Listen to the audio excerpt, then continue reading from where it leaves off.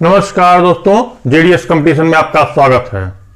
आज motivational story का दिन है और आज एक ऐसे शख्सियत की स्टोरी में आपके सामने रियल स्टोरी लेके उपस्थित हूं जिसके जुनून और दीवानगी ने उसको दुनिया का सबसे अमीर इंसान बना दिया। एलन मस्क नाम है उनका, एलन मस्क।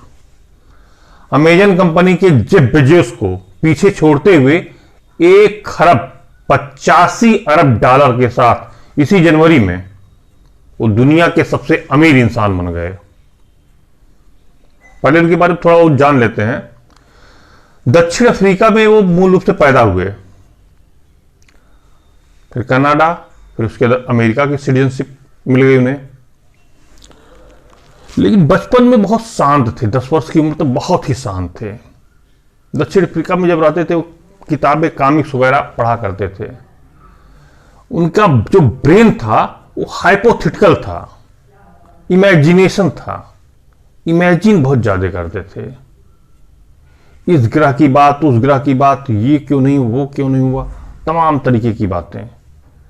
तो कहीं ना कहीं वो उनके दिमाग में आता रहता था।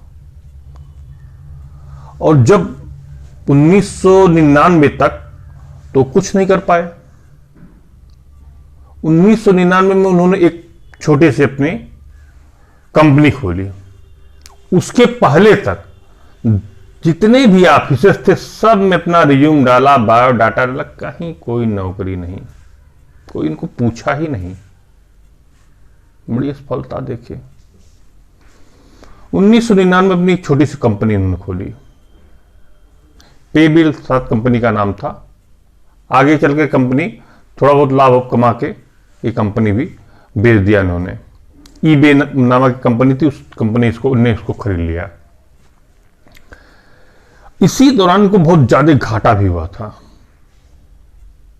एक समय ऐसा था कि इनके पास खाने को पैसे नहीं थे। तो इन्होंने किसी से इंटरव्यू दिया था, कहा कि क्या हुआ तो इससे क्या फर्क पड़ता है, ज्यादा से ज्यादा यही होगा हमारे बच्चे सरकारी स्कूल में पढ़े थे, हम भी तो सरकारी स्कूल में पढ़े हैं, मतलब एलन मस्क भी सरकारी स्कूल में पढ़े हैं। तो घबराने वाले उससे नहीं थे। हां, उनको सबसे ज्यादा चिढ़ थी आलोचनाओं से। आलोचना जो करते थे उससे वो बहुत चिढ़ते थे और उसका सकारात्मक जवाब देने का प्रयत्न करते थे।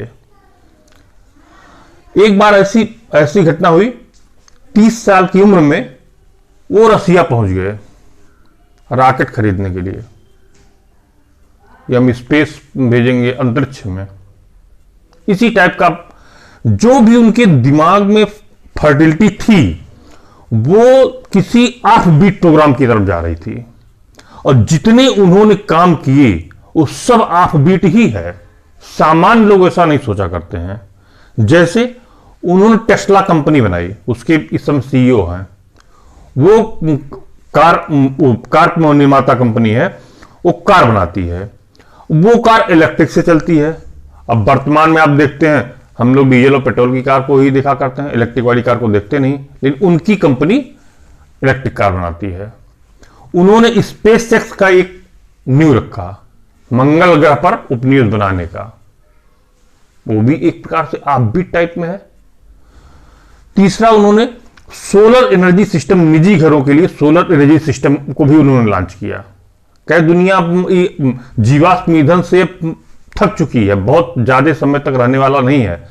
अब हमको सोलर एनर्जी से ही सरवाइव करना होगा। यही तीनों उनको 1,85 अरब की संपत्ति का मालिक इन्होंने बनाया है।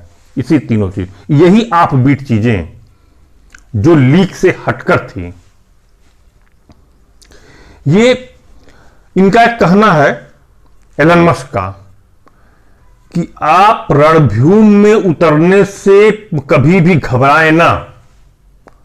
दूसरा इनका एक कथन है, किसी भी एक बड़े काम को करने के लिए बहुत बड़ी भीड़ की आवश्यकता नहीं है। नेताजी जिंदाबाद, नेताजी मुर्दाबाद, उसकी आवश्यकता नहीं है।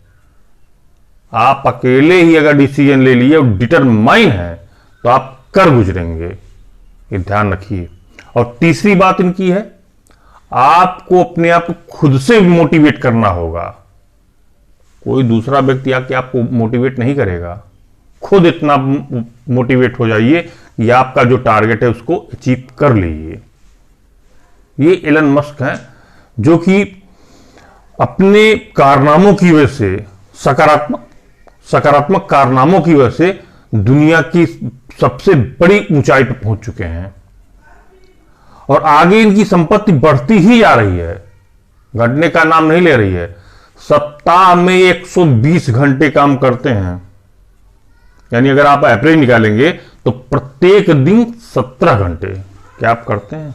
क्या हम करते हैं? शायद नहीं, हो सकता करते भी हो, हम गारंटी नहीं ले सकते, लेकिन इनका जो एवरेज 17 घंटे जाता है वो होना ही, उस ऊंचाई पर प्राप्त करने के लिए होना ही चाहिए।